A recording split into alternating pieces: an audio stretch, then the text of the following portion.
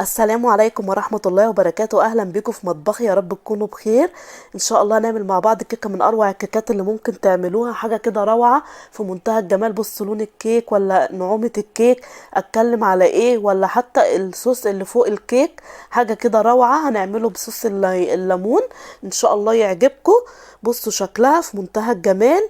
يلا بينا نقول المقادير. ما تنسوش اللايك والشير والاشتراك في القناة لو انت اول مرة تشوفوني. معايا 2 بيضة، معايا 200 جرام من السكر يعني كوباية، معايا 110 جرام زبدة نص كوباية، فانيليا، بيكنج باودر هناخد معلقة، معلقتين زيت، معايا كمان بشر ليمونة، نص كوباية لبن، تمام كده، رشة ملح، عصرة ليمونة صغيرة، ومعايا كمان دقيق 187 يعني كوباية ونص، تمام كده. يلا بينا نشوف هنعمل ايه. انا هجيب السكر اللي هو 200 جرام في حدود كوباية، واحط عليه بشر الليمونة واقلبه كويس، تمام.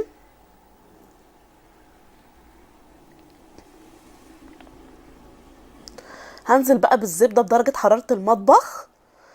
الزبدة قلنا 110 جرام يعني في حدود نص كوباية.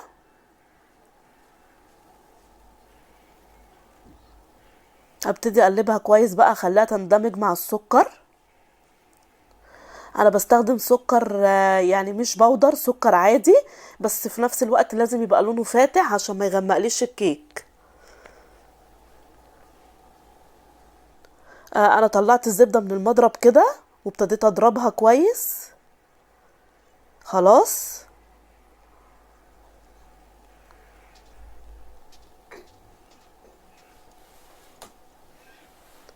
بعد كده هحط معلقتين الزيت واضرب برضو، تمام كده.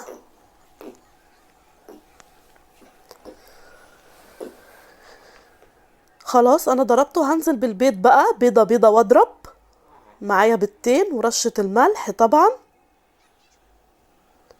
اول بيضة، وهبتدي اضرب. هيبتدي الخليط معايا ينعم.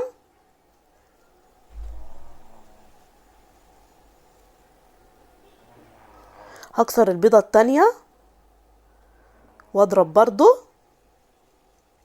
لغاية ما اللون يبقى فاتح معايا بالشكل ده. كل الخطوات دي مهمة عشان تطلع معانا الكيك ناجح، وزي ما شفتوه في اول الفيديو كده فاتح وناعم. هنبتدي نمشي على الخطوات دي. هحط بقى كيس فانيليا، وده اختياري يعني عشان احنا عاملينها ببشر ليمون وحاطين عصير ليمون. ممكن نستغنى طبعا عن الفانيليا. انا حطيت عصير الليمونة.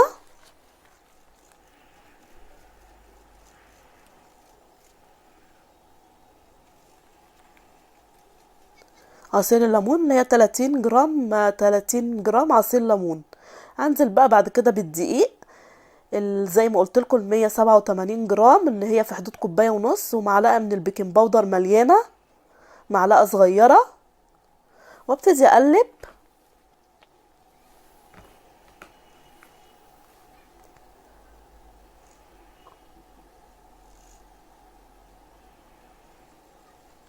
خلاص هو الخليط كده بقى جاهز معايا. هفاضل بس الحليب، هضيفه نص كوبايه، اخر حاجه بنضيفها، واقلبه كده. الكيك معايا جاهز. طبعا انا مشغله الفرن يعني على 180 درجه حراره، تمام. هياخد معانا في حدود من 40 ل 50 دقيقة، تمام كده.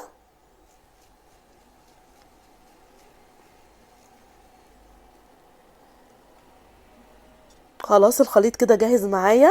انا مجهزة قالب الانجليش كيك. هبتدي احط فيه بقى المقدار بتاعي، وطبعا حاطه له ورقة زبدة.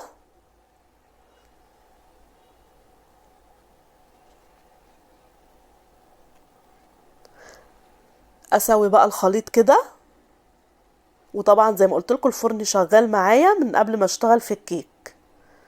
واخبط خبطتين زي ما متعودين علشان اي فراغات تطلع، ويطلع الكيك ناعم معانا زي ما شفتوه كده.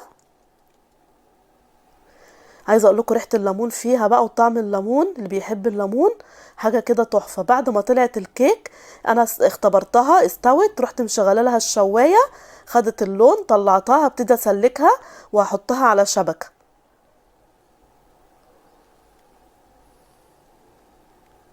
حطيتها على شبكه تبرد خلاص كده. وعقبال ما تبرد نجهز بقى الخليط التاني اللي هنحطه فوق الكيك. الصوص بتاعنا عباره عن ايه؟ حاجه سهله جدا.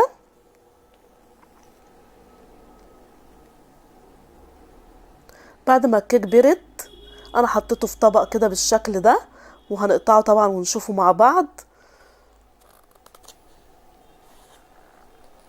تمام، لازم يبرد تماما زي ما انتوا شايفين كده الكيكه. نبتدي نجهز بقى الصوص بتاعنا اللي هنحطه فوق الوش. انا معايا تلت كوبايه من السكر البودر ومعلقتين ليمون، عصير ليمون، هننزل بيهم واحده واحده مش مره واحده. وغالبا هي خدت معايا معلقتين التلت كوبايه سكر، خدت معايا معلقتين عصير الليمون. بنزل واقلب بنزل واقلب.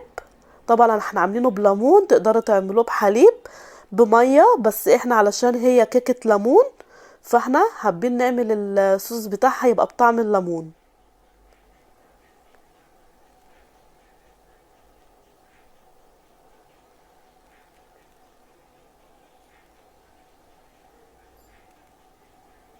تمام كده.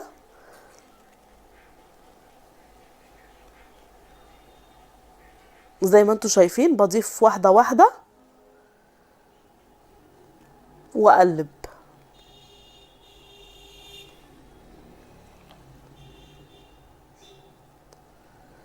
لغايه ما نوصل للسمك اللي هوريهولكوا دلوقتي. تمام، انا حطيت بقيه عصير الليمون، هي خدت معايا المعلقتين. هقلب بقى كويس وهو كده مظبوط معايا. نحطه فوق الكيك. طبعا بنستنى لما الكيك يبرد خالص ونبتدي نعمل الخطوه دي.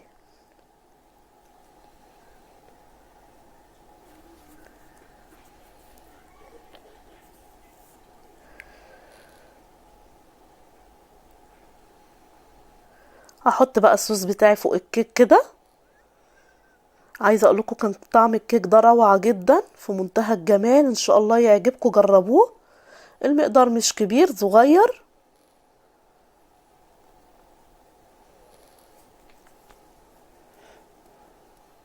اوزع بقى كده كويس واخليه ينزل على الجوانب بتاعه الكيك.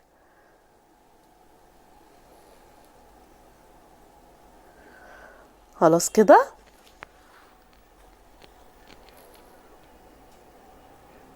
كده الكيك جاهز معانا، نقطعه.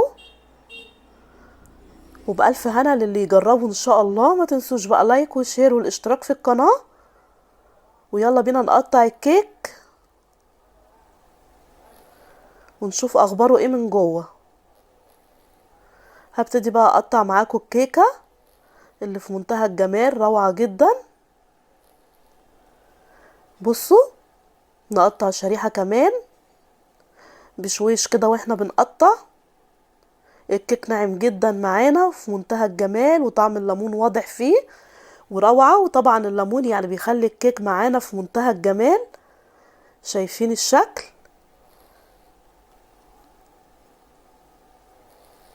اهو، روعة جدا. بصوا الكيكة من جوه ناعمة ولونها فاتح.